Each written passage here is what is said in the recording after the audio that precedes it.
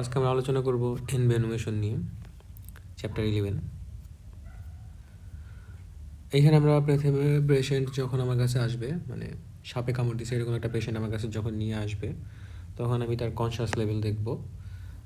তারপরে দেখব যে পেশেন্টের স্যালাইভেশন বেশি হচ্ছে কি না, গ্রুলিং হচ্ছে কি না, মানে স্যালাই বা মুখের এক পাশ দিয়ে পড়ে যাচ্ছে কি না।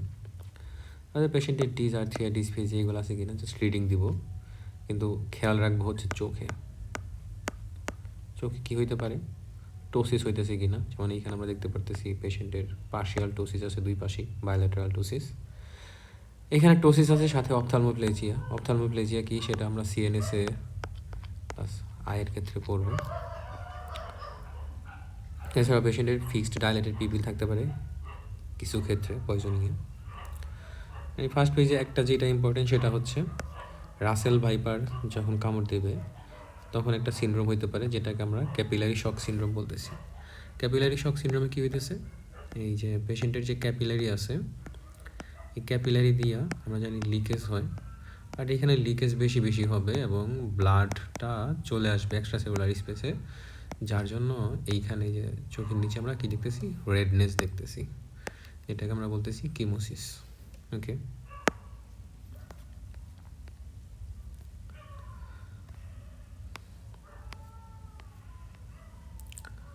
তাহলে পয়জনিংয়ের একটা পেশেন্ট, মানে ফার্স্ট থিংস আমরা কী করব। সাপোজ একটা ব্যক্তিকে স্নেক কামড় দিচ্ছে, আমরা জানি না এটা পয়জনাস নাকি নন পয়জনাস। স্নেক কামড় দেওয়ার সাথে সাথে আমরা তার কী করব, অ্যাজ সুন অ্যাজ পসিবল তার ব্লাড উইথড্র করব। ঠিক আছে, ব্লাড উইথড্র করে একটা বিকার, মানে টেস্ট টিউব যদি না থাকে তাহলে বোতল কোনো কিছুতে রাখবো, যেটাকে আমরা সাধারণ যেই পানি যেটা আমরা খাই অথবা ইউজ করি এই পানি দিয়ে ধুবো। এইখানে আমরা এই বোতলটা সাবান বা ডিটারজেন্ট দিয়ে ধুবো না। হ্যাঁ, তাহলে একটা বোতল বা বিকার নিছি, বিকার নেওয়ার পর ওইখানে পেশেন্টের ব্লাডটা উইথড্র করে রাখার পরে খেয়াল রাখবো 20 মিনিট পরে এই ব্লাডটা ক্লট হচ্ছে কি না। 20 মিনিট পরে সাধারণত ক্লট হয়ে যাবে। 20 মিনিট পরে বলতে 20 মিনিটের ভিতরে ক্লট হয়ে যাবে। এটা হচ্ছে আমি কি করতেছি, পেশেন্টকে কামড় দিছিল লোকাল কোনো ফার্মেসি থেকে, এনিহাও আমি ব্লাড উইথড্র করে একটা বোতলে রাখার পরে এই পেশেন্টকে আমি একটু ভালো হাসপাতালে নিয়ে যাব। তো এই টাইমটাই আমরা খেয়াল রাখবো যে ব্লাডটা উইথড্র করছি সেটা ক্লট হচ্ছে কি না। যদি ক্লট হয় তাহলে বলবো যে এটা নন ভেনুমাস মোস্টলি, ক্লট হয়। আর যদি ক্লট না হয়, নর্মালি তো কি হয়, আমরা যখন আমাদের সার্কুলেশনে ব্লাড ফ্লুজে থাকতেছে এরা ক্লট হয় না। ঠিক আছে, এর অনেকগুলো মেকানিজম আছে কেন ক্লট হয় না, আমরা সেগুলা সময় থাকলে বলবো হেমাটোলজিতে। তো এই ব্লাডটা যখন আমি উইথড্র করব এবং শরীরের বাইরে নিয়ে আসব, কোনো একটা জায়গায় রাখবো, এটা ক্লট হয়ে যাবে। এটা হচ্ছে নর্মাল ফেনোমেনা। বাট যদি ক্লট না হয় তার মানে কি, এই ব্লাডের মধ্যে কোনো কিছু আছে যেটা ক্লট হতে দিতেছে না। এই ক্ষেত্রে হচ্ছে পয়জন, স্নেকের পয়জন। এই যে প্রসেসটা 20 মিনিট ধরে আমরা চেক করতেছি, বলি 20 minute whole blood clotting test. Okay, এটা এখানে বলছে প্রথমে আমরা একটা গ্লাস নিব, যেই গ্লাসটাকে আমরা ডিটারজেন্ট বা সোপ দিয়ে ধুবো না। 2 থেকে 3 মিলিলিটার ভেনাস ব্লাড কালেক্ট করে এই গ্লাসে রাখবো। এরপরে 20 মিনিট ধরে দেখব। 20 মিনিট ধরে দেখব যদি ক্লটিং থাকে তাহলে নেগেটিভ টেস্ট, মানে 20 মিনিট হোল ব্লাড ক্লটিং টেস্টটা নেগেটিভ, মানে কোনো কোয়াগুলোপ্যাথি হচ্ছে না। বাট যদি ক্লট থাকে মানে কোয়াগুলোপ্যাথি প্রেজেন্ট, কোনো একটা কিছু আছে যার জন্য ক্লট হইতেছে না। এই প্রসেসটাকে বলতেছি 20 minute whole blood clotting test. এটা ক্লিনিক্যালি অনেক ইম্পর্টেন্ট। ওকে। এখন একটা পেশেন্টের আমি আর কি করতে পারি, এটা করতে পারি ইউরিন ডিভিস্টিক টেস্ট। আমরা নেফ্রোতে পড়বো। এটা পেশেন্টের আমি ডিভিস্টিক ইউরিন টেস্ট করলাম। ডিভিস্টিক ইউরিন টেস্ট করলে আমাদের সুবিধা অসুবিধা কী হচ্ছে, ডিভিস্টিক ইউরিন টেস্ট একটা পেশেন্টের যদি পজিটিভ হয়, এর মানে হচ্ছে পেশেন্টের ইউরিনের মধ্যে হয় হিমোগ্লোবিন আছে, না হয় মায়োগ্লোবিন আছে। ঠিক আছে, তাহলে প্রথমে কী করলাম, ডিভিস্টিক টেস্ট। ডিভিস্টিক টেস্ট কি সেটা এখন অত বেশি করে না, আর এটা হচ্ছে পেশেন্টের ইউরিন নিয়ে, ইউরিনে আমি একটা স্ট্রিপ রাখবো কাগজের মতন, দেন ওই কাগজের সাথে মিলাই দেখবো যে কালার কেমন চেঞ্জ হয়েছে, এটা আমি দেখাই দেবো না পরে। তো এখানে যদি পজিটিভ পাই ডিভিস্টিক ইউরিন টেস্ট, তখন আমাকে চিন্তা করতে হবে এটা হয় হিমোগ্লোবিন না হলে মায়োগ্লোবিন। ওকে, এখন ডিভিস্টিক ইউরিন টেস্ট পজিটিভ হয়েছে, সেকেন্ড টেস্ট কী করব, urine routine microscopic test. Urine routine microscopic test করে যদি ব্লাড পাই বা আরবিসি, তখন এটা হচ্ছে হিমোগ্লোবিন ইউরিয়া। ব্লাড আরবিসি যদি না পাই, তখন এটা হচ্ছে মায়োগ্লোবিন ইউরিয়া। মায়োগ্লোবিন ইউরিয়া মানে কি, মায়োগ্লোবিন থাকে মাসলে, আমরা জানি হিমোগ্লোবিন থাকে ব্লাডে। আর এটা যখন মাসলে থাকে তখন তাকে আমরা বলি মায়োগ্লোবিন। ওকে, তো মায়োগ্লোবিন ইউরিয়া পাবো কোথায়, যে কোনো ধরনের মাসল ইনজুরিতে। মাসল ইনজুরিতে কী পাবো, মায়োগ্লোবিন ইউরিয়া। তাহলে মায়োগ্লোবিন ইউরিয়া কোন কোন কন্ডিশনে পাইতে পারি, একটা কন্ডিশন হইতে পারে আমার স্নেক পয়জন, যেই সকল স্নেক পয়জন আমার মাসলে ড্যামেজ করে। 2 নম্বরে কী হইতে পারে, রোড ট্রাফিক অ্যাক্সিডেন্ট, এটা অনেক ইম্পর্টেন্ট। রোড ট্রাফিক অ্যাক্সিডেন্ট, ঠিক আছে, যেহেতু আসছে আমি বলে দিই, ধরি আমরা কোন একটা রাজনীতিবিদ, পাতি নেতা, হ্যাঁ, তারে ধইরা সবাই পিটাইছে। পিটাইছে মানে কি, মাসল ইঞ্জুরি হয়েছে। আর আমরা জানি মাসল ইঞ্জুরি হয়েছে মানে কি, মায়োগ্লোবিন ব্লাডে চলে আসবে মাসল থেকে, তখন এই মায়োগ্লোবিন শরীর থেকে বের হবে কিসের মাধ্যমে, ইউরিনের মাধ্যমে। এই একটা কন্ডিশন। আরেকটা কন্ডিশন কি হইতে পারে, আরেকটা কন্ডিশন হইতে পারে যখন রোড ট্রাফিক অ্যাক্সিডেন্ট হয়। সাপোজ একটা মোটর সাইকেল অ্যাক্সিডেন্ট করছে, বাইক অ্যাক্সিডেন্ট, তখন স্বাভাবিকভাবেই তার মাসল ইনজুরি হবে। যখন মাসল ইনজুরি হইতেছে তখনও মায়োগ্লোবিন ইউরিয়া হইতেছে। এই মায়োগ্লোবিন ইউরিয়া যখন হবে সেটা কিডনিকে ড্যামেজ করবে, রেনাল ইম্পেয়ারমেন্ট করতে পারে। রেনাল ইম্পেয়ারমেন্ট যখন হবে, আমরা জানি কিডনির একটা কাজ হচ্ছে কি, কিডনির একটা কাজ হচ্ছে শরীর থেকে পটাশিয়াম বের করে দেওয়া। তাহলে তখন কি করতে পারবে না, পটাশিয়াম বের করতে পারবে না। অ্যাজ এ রেজাল্ট পেশেন্টের কী ডেভেলপ করবে, হাইপার ক্যালেমিয়া। যখন হাইপার ক্যালেমিয়া ডেভেলপ করবে, সে কী করবে, কার্ডিয়াক অ্যারিথমিয়া। ওকে, তাহলে রোড ট্রাফিক অ্যাক্সিডেন্টের পেশেন্টের পটাশিয়াম লেভেল বাড়তে পারে, কারণ রোড ট্রাফিক অ্যাক্সিডেন্টে কী হয়, মাসল ইনজুরি হয়। এই মাসল ইনজুরি করে মায়োগ্লোবিন ইউরিয়া, এই মায়োগ্লোবিন ইউরিয়া কিডনিকে ড্যামেজ করে, মানে মায়োগ্লোবিন কিডনিটি ড্যামেজ করার মাধ্যমে পটাশিয়াম লেভেলটা বাড়ায় দেয়। এই পটাশিয়ামটা কী করে, কার্ডিয়াক অ্যারিথমিয়া। ট্রিটমেন্ট না করলে পেশেন্ট কী হবে, ডেথ।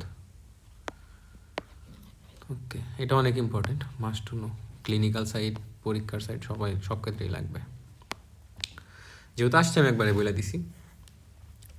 ওকে, তাহলে প্রথমে আমরা কি করতেছি, 20 minute whole blood clotting test করতেছি, এরপরে পেশেন্টের ইউরিনটা চেক করতেছি, ডিভিস্টিক ইউরিন টেস্ট, আর 3 নম্বরে করতেছি কি, রুটিন মাইক্রোস্কোপি এক্সামিনেশন যদি ডিবিস্টিক ইউরিন টেস্ট পজিটিভ হয়। এখানে দেখা যায় যে রেড কালারের যে টেস্ট টিউব, এটা মানে হচ্ছে হেমাচুরিয়া হচ্ছে, আর এই ডার্ক ব্রাউন মানে কি মায়োগ্লোবিন ইউরিয়া। ওকে, এখন হচ্ছে ভেনুম। ভেনুমের মধ্যে এখানে একটা কথা আছে, dry bite. Nice to know. এটা আমাকে ফাইনাল প্রফে ধরছিল question, what is dry bite. Dry bite হচ্ছে একটা পয়জনাস স্নেক, আমাকে কামড় দিছে কিন্তু সে আমার শরীরে পয়জন দেয় নাই, শুধু কামড় দিছে, নো পয়জন। তাহলে ড্রাই বাইট মানে কি? স্নেক বাইট উইদাউট পয়জনিং, মানে ভেনোমাস স্নেক আমাকে বাইট করছে কিন্তু পয়জন ট্রান্সফার করে নাই, ড্রাই বাইট। ওকে, তারপরে এইখানে কিছু মাস্ট টু নো লাইন আছে, এই ছকটা অনেক ইম্পর্টেন্ট।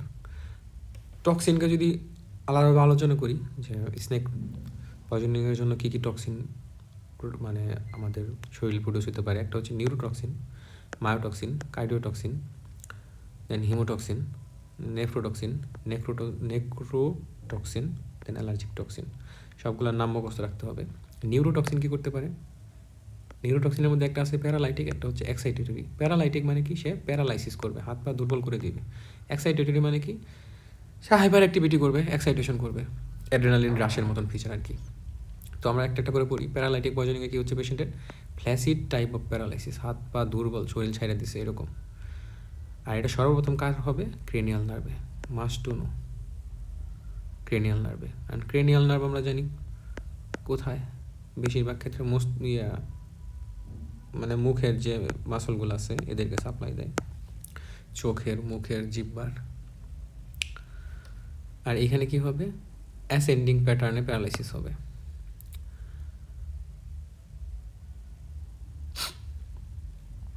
আর ফ্ল্যাসিড হইতেছিল ডিসেন্ডিং, এগুলো দরকার নাই, শুধু আমরা এটা মনে রাখবো, ফ্ল্যাসিড প্যারালাইসিস হইতেছে আর ক্রেনিয়াল নার্ভ ইনভলভ হইতেছে।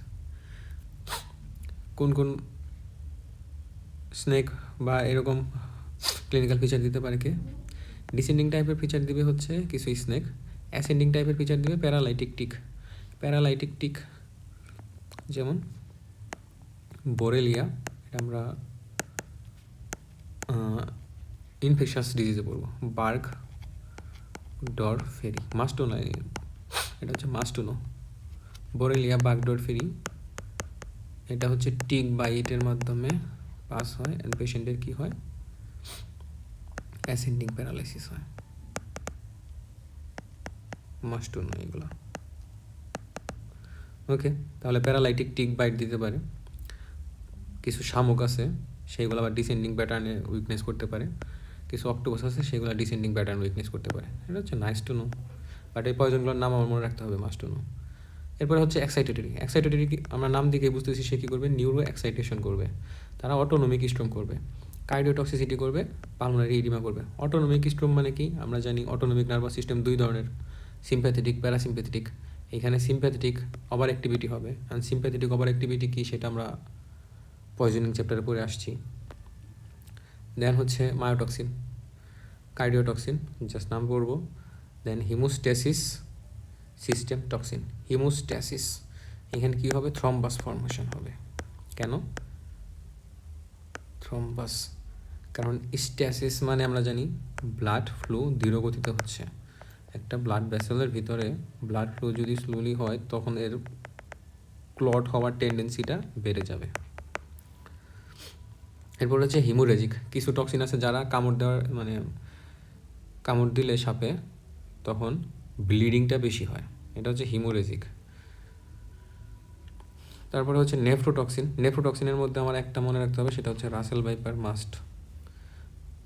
আর দুইটার নাম পড়বো। অ্যালার্জিক টক্সিন কোন কোন অর্গানিজম দিয়ে হতে পারে, মানে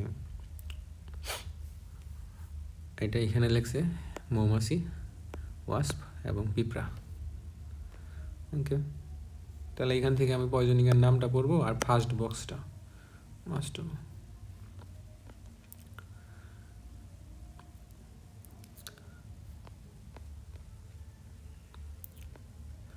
এখন এনভেনোমেশন বলতেছি আমরা সাপে যখন কামড় দিয়েছে তো ওইটাকে।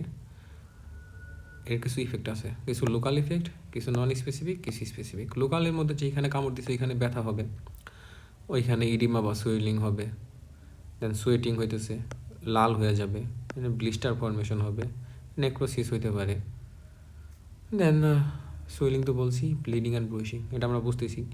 একটা ধরি এটা একটা হাতের বা পায়ের একটা সেল, এখানে পয়জন যখন দিবে স্নেক অথবা সে কামড় দিছে, যখন কামড় দিয়েছে তখন এই সেল থেকে ফ্লুইড টুইড লিক করতেছে, দেন এখানে ইনফ্লামেশন হচ্ছে, আশেপাশের ব্লাড ভেসেলগুলো ডাইলেটেড হবে, বেশি ফ্লুইড আনবে এইখানে, এই জন্য সুয়েলিং হবে, মানে ইনফ্লামেশনের সাইনগুলো পাবো, সুয়েলিং পাবো, ইরিথিমা পাবো, ব্লিস্টারিং পাইতেছি এক্সট্রা, দেন পেইন তো পাবো, ইনফ্লামেশনের সাইন। দেন নন স্পেসিফিক সিমটমের মধ্যে পেশেন্টের অনেক কিছুই হইতে পারে, আমরা যেটা জানবো সেটা হার্ট রেট বাড়তেও পারে, কমতেও পারে, বিপি বাড়তেও পারে, কমতেও পারে, কার্ডিয়াক অ্যারেস্টে যেতে পারে, পালমোনারি এডিমা হতে পারে, এগুলো আমরা রিডিং দিব। আর স্পেসিফিক ফিচারের মধ্যে আমরা ওই আগের বক্সে যেটা আলোচনা করছি, কিছু আছে নিউরোটক্সিন, তারা ফ্ল্যাসিড টাইপের প্যারালাইসিস করতে পারে, আবার এক্সাইটেটরি প্যারালাইসিস করতে পারে, দেন মাসল ইঞ্জুরির জন্য র্যাপডোমায়োলাইসিস করতে পারে, তারপরে হচ্ছে কোয়াগুলোপ্যাথি হতে পারে, কার্ডিওটক্সিসিটি হতে পারে, অ্যাকিউট কিডনি ইঞ্জুরি হতে পারে। তাহলে র্যাপডোমায়োলাইসিস কি, আমরা আগে ওই যে আলোচনা যে করলাম মাসল ইঞ্জুরি, ওইটা আচ্ছা র্যাপডোমায়োলাইসিস। হ্যাঁ, এখন বলছে স্পেসিফিক সিস্টেমিক ইফেক্ট কী হতে পারে। এক নম্বর হচ্ছে neurotoxin flaccid type of paralysis, আমরা প্রথমে বক্সে আলোচনা করছি কে কে করে, ব্লু রিংড স্টিপল অক্টোপাস, দেন কোন স্নেল মানে শামুক, কিছু ক্রেইট আছে, কিছু কোবরা আছে,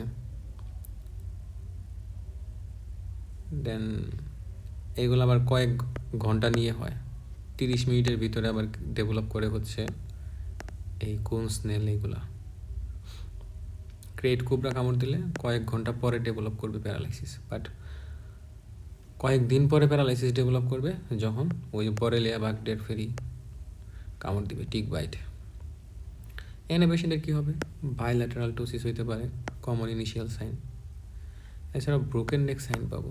ব্রোকেন নেক সাইন হচ্ছে পেশেন্টের তো আমরা জানি প্রথমে একটা মানুষের মাথা এরকম থাকে, এখানকার ঘাড় থাকে, ঠিক আছে, বাট ব্রোকেন নেক সাইনে ঘাড়টা এরকম পাকা হয়ে যাবে, সে সোজা করে ধরে রাখতে পারবে না, এটা আমরা দেখাবো না। তারপরে হচ্ছে এক্সাইটেটরি নিউরোটক্সিন, আমরা বলছি অটোনমিক স্ট্রোম তৈরি করবে, মায়োটক্সিন আমরা বলছিলাম, কার্ডিওটক্সিসিটি বলছি, এগুলো ওই বক্স থেকে যা আছে ওইটুকু বললেই হবে। এখানে শুধু এক্সট্রা হেমোরেজিক টক্সিন কী হইতেছে, ক্যাপিলারি লিক সিনড্রোম, যেটা ফার্স্ট পেজে বলছি যে রাসেল ভাইপার এটা করে, যার জন্য কেমোসিস হয়। অ্যান্ড দেন রেনাল ড্যামেজ করতে পারে রাসেল ভাইপার, আমরা বলছি না কিডনি ড্যামেজের ক্ষেত্রে একটা যদি মনে রাখি সেটা হচ্ছে রাসেল ভাইপার। এরা প্রথমত রেনাল ড্যামেজ করে কীভাবে, পলিউরিয়া করতে পারে, ওলিগিউরিয়া অথবা অ্যানুরিয়া, যে কোনো একটা করতে পারে, প্রোটিন ইউরিয়া করতে পারে, ক্রিয়েটিনিন কাইনেস এবং ইউরিয়া বাড়বে। এটা হচ্ছে ফার্স্ট এইড। একটা স্নেক বাইট করছে, সাপোজ তোমার এলাকার কাউকে সাপে কামড় দিছে, তখন আমার কাছে যদি থাকে কি বলে সুই যদি থাকে, মানে যেটাতে আমরা ব্লাড উইথড্র করি, এটাকে কী বলে যেন, সিরিঞ্জ। সিরিঞ্জ দিয়ে আমরা প্রথমে ব্লাড উইথড্র করে ফেললাম, ঠিক আছে। তারপরে কি করব, পেশেন্টকে যেখানে কামড় দিয়েছে ওই জায়গাটা নাড়াচাড়া করাবো না, স্টিল রাখিয়ে দেবো, যাতে নাড়াচাড়া না করে। এই জন্য একটা ব্যাত বা কাঠের কিছু একটা দিয়ে, দড়ি পায়ে কামড় দিছে তার নিচে এরকম, এটা যদি পা হয় এরকম বাইরে দেব, মানে স্টেবল করার জন্য, যাতে নাড়াচাড়া না করে, টাইটলি বাঁধা যাবে না, আবার ইমোবিলাইজ করবো আমার, এটা হচ্ছে মেন মানে উদ্দেশ্য। তারপরে আমরা কি করি, সাপে কামড় দিলে তো বাংলা সিনেমায় দাঁত দিয়ে এই কী বলে এই ওই জায়গাটা ছাক করে নায়ক নায়িকাকে ভালো করে দেয়, এগুলো ভুলেও করা যাবে না। তারপরে আবার কিছু জায়গায় আছে যে করে অনেক টাইটলি বেঁধে দেয়, সেটাও করা যাবে না। মানে কোনো ধরনের হিরোইস্টিক কোনো মেজার নেওয়া যাবে না, শান্ত থাকতে হবে এবং খেয়াল রাখতে হবে যে পেশেন্টের কোনো ভাইটাল সাইনগুলার প্রতি যে খারাপের দিকে চলে যাচ্ছে কিনা। তাহলে এখানে বলছে আমরা কী করবো না, ইনএফেক্টিভ অথবা ডেঞ্জারাস ফার্স্ট এইড যেগুলো সেগুলো করা যাবে না, সাকশন করবো না, অনেক আছে যে ব্লেড দিয়ে কাইটে রক্ত চুষা বের করে ফেলে, যে বিষ বের করে ফেলাম, এগুলো করা যাবে না। তারপরে ইলেকট্রিক শক দেওয়া যাবে না। টর্নিকেট অনেক টাইটলি বাঁধা যাবে না, হালকা স্মুথলি বাঁধা লাগবে, ঠিক আছে। আবার যদি এমন হয় একটা পেশেন্ট আমার কাছে আসছে, টর্নিকেট মানে তার যেইখানে কামড় দিয়েছে তার উপরে অনেক টাইটলি বাঁধছে, হ্যাঁ, তখন এই টাইটলি যদি অনেক টাইটলি বাঁধা থাকে তখন ওইটাকে আমরা আস্তে আস্তে আস্তে আস্তে খুলবো। একবার হঠাৎ করে পুরো বাঁধন খুলে দেবো না। হঠাৎ করে যদি আমি পুরো বাঁধন খুলি, সাপোজ এই একটা ব্লাড ভেসেল, এইখানে একটা টর্নিকেট বা দড়ি টড়িতে বাইজা দিছে অনেক টাইটলি, আর এইখানে সাপে কামড় দিছে, সাপোজ আমার পয়জন উপরে পাস করতে পারে নাই বেশি, এইখানে জমা রয়েছে, তখন হঠাৎ করে যদি আমি এই বাঁধনটা একবারে খুলে দিই, তাহলে এই সবগুলো পয়জন সরাসরি আমার সার্কুলেশন অনেক র্যাপিডলি ঢুকে যাবে। যখন র্যাপিডলি অনেক বেশি পয়জন ঢুকবে তখন patient cardio respiratory collapse develop করতে পারে, কার্ডিও রেসপিরেটরি কলাপস। তাই আমরা কোনো বাঁধন থাকলে ওইটা আস্তে আস্তে খুলবো।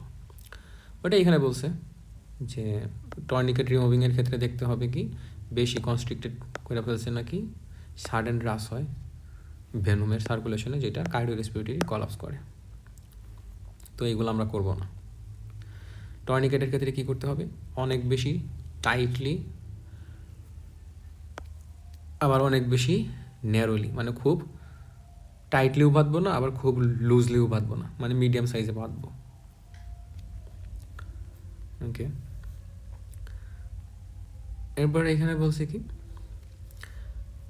Site of action of venom on the hemostasis system, মানে হেমাটোলজিক্যাল সিস্টেমের উপরে স্নেক ভেনুমের ইফেক্টটা কী। এক নম্বরে তারা কী করতে পারে, মেটালোপ্রোটিনেজেস এবং ডিসইন্টিগ্রেজেস এইগুলা রিলিজ করার মাধ্যমে ব্লাড ভেসেলকে ড্যামেজ করতে পারে, যার জন্য ব্লাড ভেসেল থেকে লিক হতে পারে। তারপরে তারা প্রোকোয়াগুলেন্ট রিলিজ করতে পারে, যার মাধ্যমে তারা কী করে ফাইব্রিন ক্লট ফর্মেশন করে। প্রোকোয়াগুলেন্ট মানে কি ক্লট ফর্মেশনে হেল্প করতেছে। ডিরেক্ট ফিব্রিনোলাইসিস হিসেবেও কাজ করতে পারে। তো এগুলো আমরা রিডিং দিব। মানে এইখানে বলছে কিছু, এইগুলা হচ্ছে এসবিএতে আসতে পারে, এগুলো জানতে হবে, নাইস টু নো, সহজ আছে। যেমন ক্রেইট মানে হচ্ছে আমাদের এলাকায় এটাকে বলে জাতি সাপ। সাপটা দেখতে এরকম দাঁড় কাটা থাকে, লাইক কালো কালো মাঝখানে। আচ্ছা, আমরা দেখাবো। এটা যদি কামড় দেয় তখন কী হবে, ফ্ল্যাসিড টাইপ অফ প্যারালাইসিস হবে। হ্যাঁ, ফ্ল্যাসিড টাইপ অফ প্যারালাইসিস কোনটা, যেখানে তো হাত পা দুর্বল হয়ে গেছে প্লাস হচ্ছে লুজ থাকবে হাত পা, আর স্পাস্টিকের ক্ষেত্রে হাত পা অনেক টাইট থাকবে এবং প্যারালাইজড থাকবে। তারপরে মায়োলাইসিস হতে পারে, এখানে ইম্পর্টেন্ট হচ্ছে সে কী করে সোডিয়াম লেভেল কমাই দেয়, হাইপোনাট্রিমিয়া। কুবরা এবং কিং কুবরা, এরা তো আমরা যে বাংলা সিনেমায় দেখি, কুবরা মানে ফনা তোলা সাপ, এরা কী করে ফ্ল্যাসিড প্যারালাইসিস করে, যেইখানে কামড় দেয় ওইখানে টিস্যুটাকে ড্যামেজ করে ফেলে, মানে নেক্রোসিস করতে পারে, শক করতে পারে। দেন স্কিল্ড ভাইপার কী করতে পারে, local necrosis, blistering, renal failure, clot formation করতে পারে। তারপরে hump nose viper, green pit viper, এই দুইটাই কী করে, শক, প্রোকোয়াগুলেন্ট, লোকাল নেক্রোসিস, শক করতে পারে। ইন্ডিয়ান স্করপিয়ন মানে কি বিচ্ছু, এরা কী করতে পারে, নিউরো এক্সাইটেশন আর একটা কার্ডিওটক্সিসিটি। এগুলো 2-3 বার রিডিং দিলেই মনে থাকবে, মানে সিমিলারই আছে কাইন্ড অফ। এরপরে রাসেল ভাইপার, এটা must to no. Russell viper এর আগে আমরা বলছি কী করে, কিডনি ড্যামেজ করে, আর চোখের মধ্যে কী করে, কেমোসিস করে, দুইটা আমরা আগেই পড়ছি। এরপরে এখানে বলছে কি প্রোকোয়াগুলেন্ট মানে ক্লট ফর্মেশন করে, লোকাল নেক্রোসিস করে, রেনাল ফেইলর করে, ব্লিস্টারিং করে। এখানে এই 3টা হচ্ছে ইম্পর্টেন্ট। ক্যাপিলারি লিক সিনড্রোম, যেটাকে বলতেছি কেমোসিস চোখের ক্ষেত্রে। দেন অ্যান্টিরিয়র পিটুইটারি হিমুরেস অ্যান্ড ফেইলর, তাহলে পিটুইটারি হিমুরেস এবং ফেইলর করতে পারে রাসেল ভাইপার, এটা ইম্পর্টেন্ট আছে। আর স্নেক যেগুলো সেগুলো কী করে, ফ্ল্যাসিড টাইপ অফ প্যারালাইসিস এবং মায়োলাইসিস। এবার একটা কোয়েশ্চেন আসছিল যে স্নেক কামড় দেওয়ার পরে পেশেন্টের ক্রিয়েটিনিন বাড়ছে, দেন প্যারালাইসিস হয়েছে, সব কিছু রাসেল ভাইপারের দিকেই গেছে। কিন্তু এটার অ্যান্সার যে কী সেটা যে কোশ্চেন করছে সেই জানে। আচ্ছা,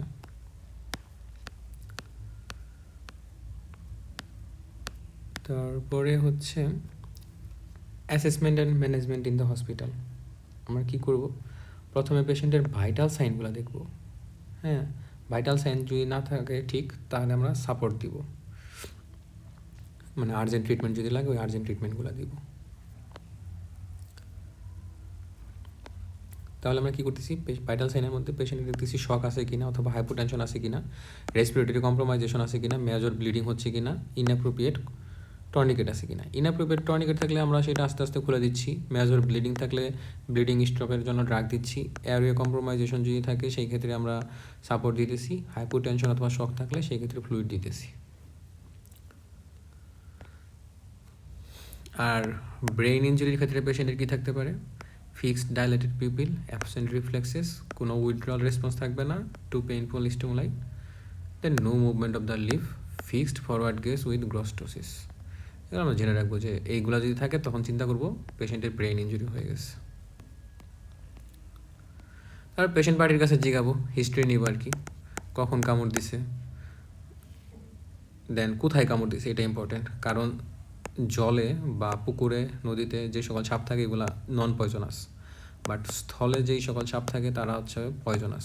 তো এই হিস্ট্রি নিব, তারপর সাপটা দেখতে কেমন ছিল, ওই এলাকায় কোন কোন সাপের উপদ্রব বেশি সেগুলো আমরা জেনে রাখবো। তাহলে কখন কামড় দিছে, সাপটা দেখতে কেমন ছিল, জলে না স্থলে কামড় দিছে, একটা কামড় দিছে, মানে যেখানে কামড় দিছে সেখানে কি একটা কামড়ের দাগ নাকি অনেকগুলা কামড়ের দাগ, এটা আমরা পরে দেখবো। তবে এখানে বলে দিই, যেখানে সাপ কামড় দিছে সেইখানে যদি আমি এরকম অনেকগুলা কামড়ের দাগ পাই, তার মানে এটা হচ্ছে নন ভেনোমাস। বাট যদি মাত্র 2টা ফ্যাং মার্ক পাই এরকম, তাহলে আমরা চিন্তা করব পয়জনাস মোস্টলি। ঠিক আছে, কারণ নন পয়জনাস যে সাপগুলো তাদের এরকম দাঁত বেশি থাকে, আর পয়জনাসের এরকম 2টা মাত্র থাকে, দাঁত থাকে। তারপরে আমরা দেখবো যে পেশেন্টের সিমটম কি ডেভেলপ করছে, র্যাবডোমায়োলাইসিসের ফিচার্স আছে কিনা, দেন আগের কোনো হিস্ট্রি আছে কিনা যে তার এন্টিভেনম যেগুলো দিছিল তার প্রতি সে অ্যালার্জি, মানে কী হইতেছে তাকে আগে কখনো সাপে কামড় দিছিল কিনা, এবং সাপে কামড় দেওয়ার ফলে সে অ্যান্টিভেনম পাইছিল কিনা, এবং এই অ্যান্টিভেনম দেওয়ার পরে তার কোনো মানে সমস্যা হয়েছিল কিনা অ্যালার্জিক, সেইগুলো জেনে রাখবো। এরপরে আমরা পেশেন্টের সাপে কামড় দেওয়ার পরে 24 ঘন্টা তার অবজার্ভ করব। ঠিক আছে, কিছুক্ষণ দেখে বলে দেবো না ভালো হয়ে গেছে আপনি বাড়িতে চলে যান, আর বারবার তার ভাইটাল সাইনগুলো দেখবো এবং 24 ঘন্টা পরে ছুটি দিতে পারবো, তার আগে না। ল্যাবরেটরি টেস্ট করব। ল্যাবরেটরি টেস্টের মধ্যে কী কী করতে পারি, ফুল ব্লাড কাউন্ট করতে পারি, কোয়াগুলেশন স্ক্রিনিং করতে পারি, ইউরিয়া ইলেকট্রোলাইট করতে পারি, ক্রিয়েটিনিন কাইনেস করতে পারি, ইসিজি করতে পারি, and importantly 20 minute whole blood clotting test. এটা তাহলে must to know, 20 minute whole blood clotting test.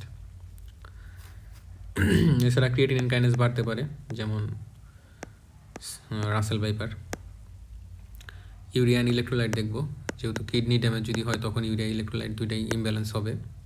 Coagulation screening করবো কেন, কারণ ওই যে আমরা বললাম কিছু স্নেক আছে যেগুলা হিমোস্ট্যাসিস করবে, আবার কিছু আছে হিমোরেজ করবে। ট্রিটমেন্ট হিসেবে কী দিতে পারি, এক এক পয়জনের জন্য এক একটা, বাট আলটিমেটলি মেইন ট্রিটমেন্ট হচ্ছে আমার antivenom in case of poisonous snake. তাহলে এখানে কী করতে পারি, অ্যান্টিভেনম দিতে পারি।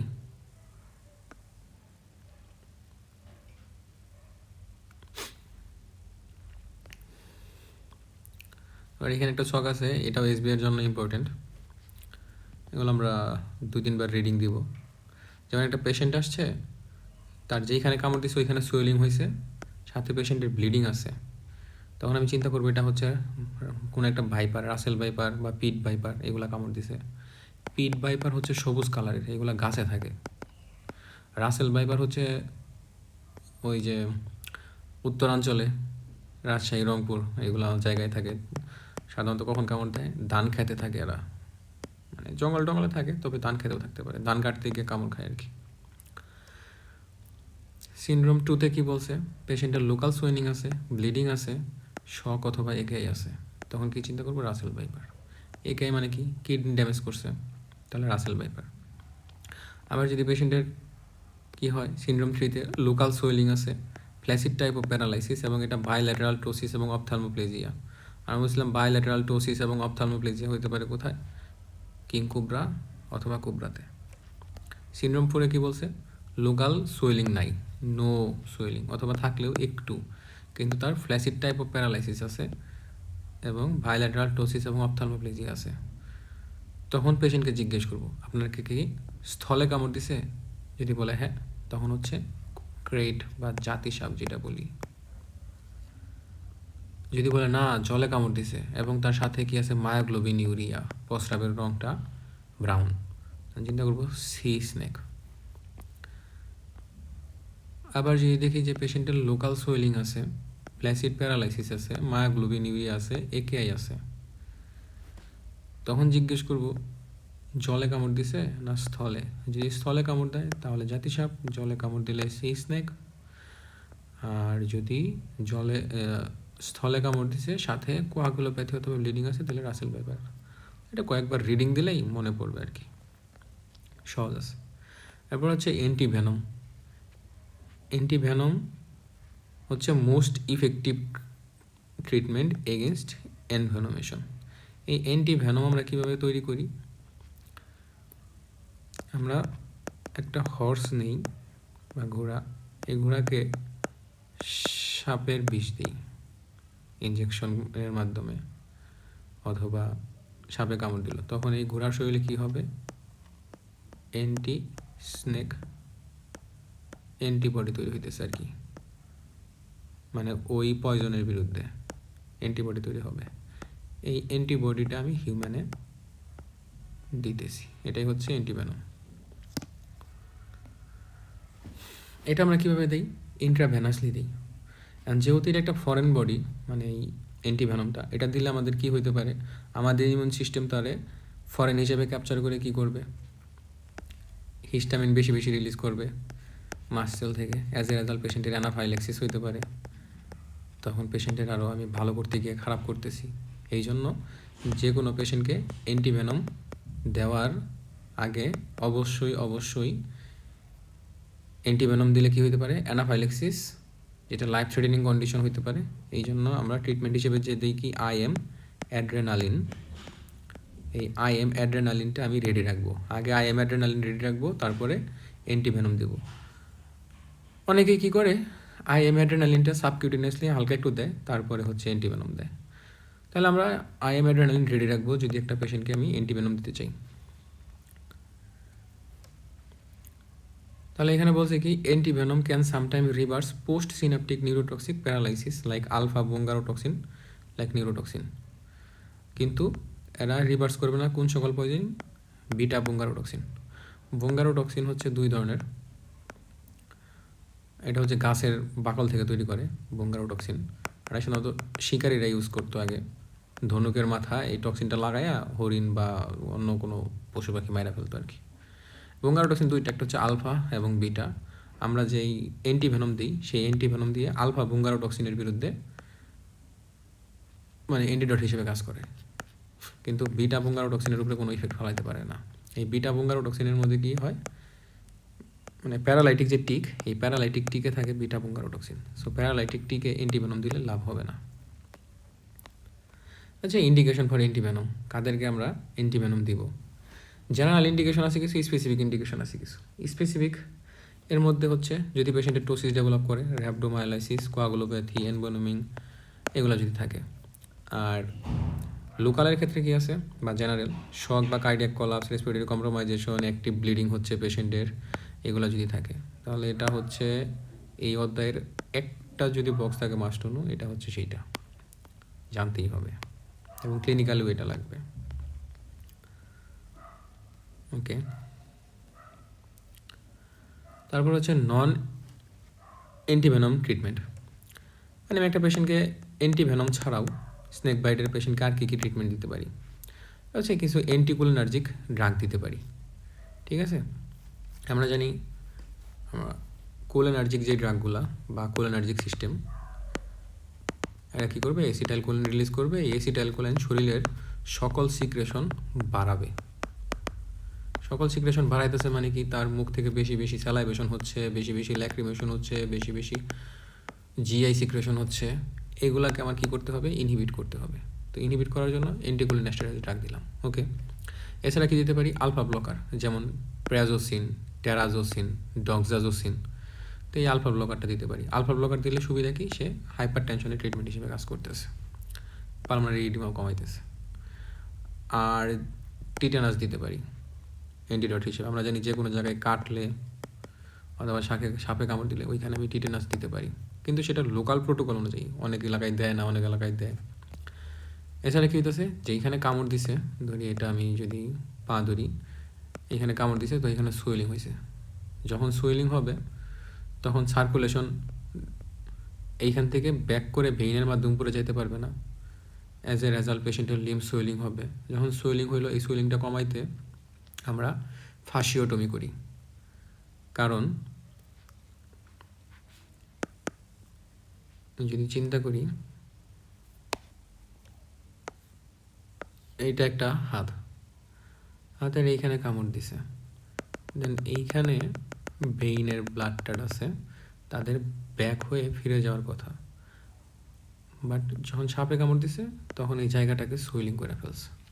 যখন সুইলিং করছে তখন এই জায়গার ব্লাড ভেসেল ভেইন সবগুলোকে সে কী করতেছে, কম্প্রেস করতেছে। যখন কম্প্রেস করতেছে তখন ব্লাড আর রিটার্ন ব্যাক হয়ে যাইতে পারতেছে না, আবার ঢুকতেও পারতেছে না, মানে arterial blood. As a result পেশেন্টের কী হবে, কম্পার্টমেন্ট সিনড্রোম ডেভেলপ করবে। Compartment syndrome. এই কম্পার্টমেন্ট সিনড্রোমের ট্রিটমেন্ট হচ্ছে কি, ফাসিওটমি। আমরা হাতের মাসলের নিচে কি আছে, ফাসা, স্কিনের নিচে আছে ফাসা, তারপরে মাসলটা চলে আসে না, তো এই ফাসাটা যদি আমি হালকা একটু কেটে দিই এইখানে, তখন কী হইতেছে, স্পেস বাড়তেছে, এই লোকাল যে প্রেশার সেটা তখন ডিক্রিজ হবে। এটা আমরা রিমাটোলজিতে পিকচার দেখাই দিব না। তো এই প্রেশারটা যখন ডিক্রিজ হবে তখন ওই জায়গার সুইলিংটা কমে যাবে। আমরা প্রিভেনশন করব কিভাবে, সাপের কামড় থেকে। যেমন যেই সকল এলাকায় সাপের উপদ্রব বেশি এবং যেই সকল সিজনে, যেমন আমরা জানি গ্রীষ্মকালে সাপে বেশি কামড়ায়, তারপরে হচ্ছে জঙ্গলের পাশে যেই সকল অঞ্চল বা বাড়িঘর, তাদের ক্ষেত্রে আমরা কি বলবো, বিছানায় ঘুমাইতে বলবো সবসময়, মেঝেতে ঘুমাইতে না করব। এবং বিছানায় তারা ঘুমাইলে কি ইউজ করবে, মশারি ইউজ করবে। এছাড়াও যারা ধান খেতে কাজ করে অথবা জঙ্গলের গাছের বাকল টাকল কাটে, এদেরকে আমরা বলবো হাই বুট, কিছু গাম বুট আছে, হ্যাঁ গাম বুট, এগুলো হচ্ছে কালো রঙের থাকে স্বাভাবিক, এরকম বুট আর কি। এগুলো যদি ইউজ করে তাহলে সাপে পায়ে কামড় দিতে পারতেছে না। এটা এখানে তাই বলছে। এবং তাছাড়া অন্ধকার রাতে সে কী করবে, লাইট ইউজ করবে। তো অ্যাভয়েডিং স্লিপিং অন গ্রাউন্ড, ফ্লোরে ঘুমাবে না, খালি পায়ে হাঁটবে না, আলো ছাড়া রাতে চলাফেরা করবে না। এছাড়া কী করবে, মশারি ইউজ করবে, মসকিউটো নেট। এগুলো জাস্ট জেনে রাখার জন্য। এখন হচ্ছে ভেনোমাস স্নেকস। ভেনোমাস স্নেকসের কথা যদি বলি, দুইটা ভাগে ভাগ করতে পারি, একটা হচ্ছে ভাইপার আর একটা হচ্ছে অ্যালাপিরিডে। মানে ভাইপেরিডে আর অ্যালাপিরিডে। ভাইপেরিডের মধ্যে আছে হলো ভাইপার, যেমন রাসেল ভাইপার, পিট ভাইপার। আর অ্যালাপিরিডের মধ্যে আছে কি, cobra, king cobra, krait, mambas, coral snake, sea snake, এগুলা। তো এইটা হচ্ছে মাস্টার।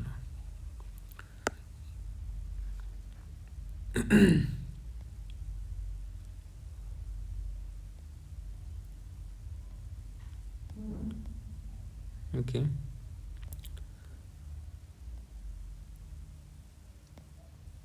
এখন হচ্ছে আর বাকি যেগুলো আছে এগুলো আমরা আগে পড়ে আসছি, এই জন্য আর এখানে বললাম না। এখন হচ্ছে স্করপিয়ন অথবা বিচ্ছু। এটা আমরা বলছিলাম ইন্ডিয়ান বিচ্ছুটা আগে একবার পড়ে আসছি শখে। এটা হচ্ছে বুথিডে ফ্যামিলির অন্তর্ভুক্ত। সাধারণত আসার কথা না, কিন্তু কপাল খারাপ থাকলে আসে, একবার আসছিল। আর ion channel toxin, local pain করে, রিডিং দিব আর কি। এছাড়াও তারা কী করে, ক্যাটেকোলামিন স্টর্ম লাইক সিনড্রোম করে।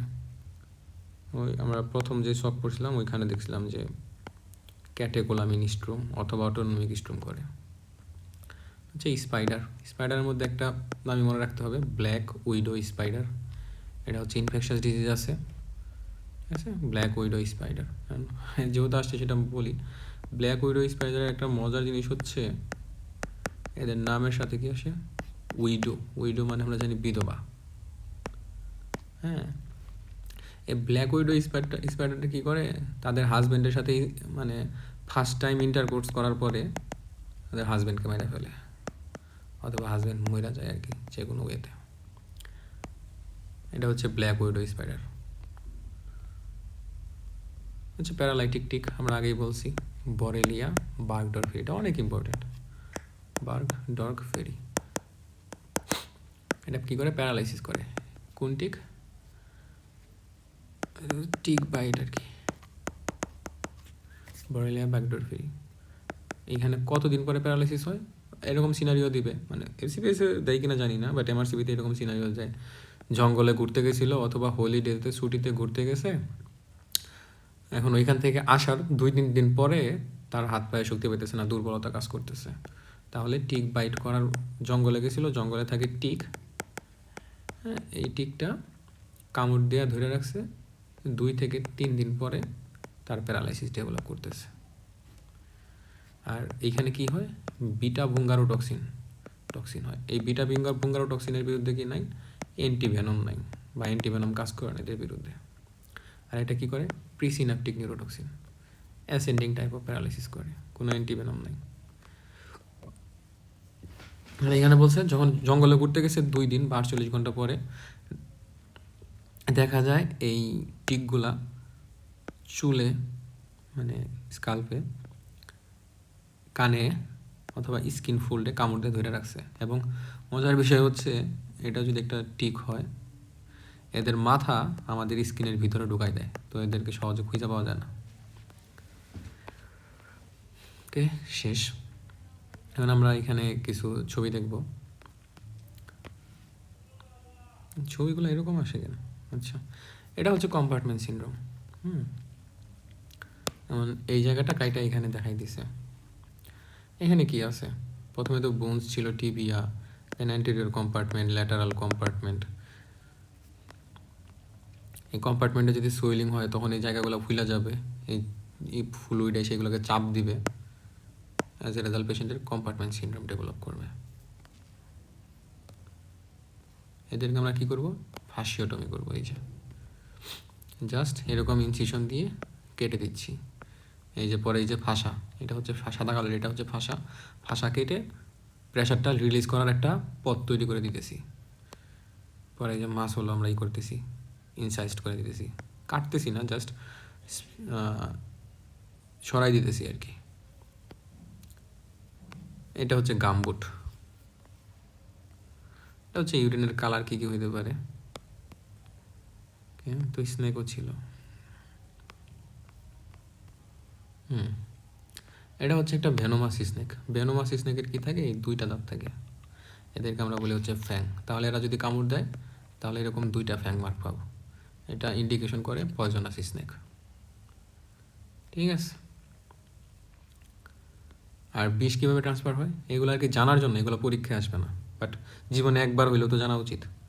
এটা হচ্ছে এরকম হচ্ছে পয়জন কন্টেনিং গ্ল্যান্ড থাকে, এই গ্ল্যান্ডের মাধ্যমে একটা ভেনম গ্ল্যান্ড থেকে এরকম লসিকার মাধ্যমে দাঁতে বিষ আসে, এইভাবে দেখাইছে আর কি। এখানে এই যে দাঁতের মধ্যে থাকে, এটা হচ্ছে ভেনম বা পয়জন। তাহলে একটা স্নেক সেটা কি পয়জনাস নাকি নন পয়জনাস আমরা কীভাবে বুঝবো? যেগুলো হচ্ছে নন পয়জনাস এদের মাথাটা থাকে গোল, এরকম রাউন্ডেড, আর যারা পয়জনাস তাদের থাকে ত্রিকোণাকার এরকম।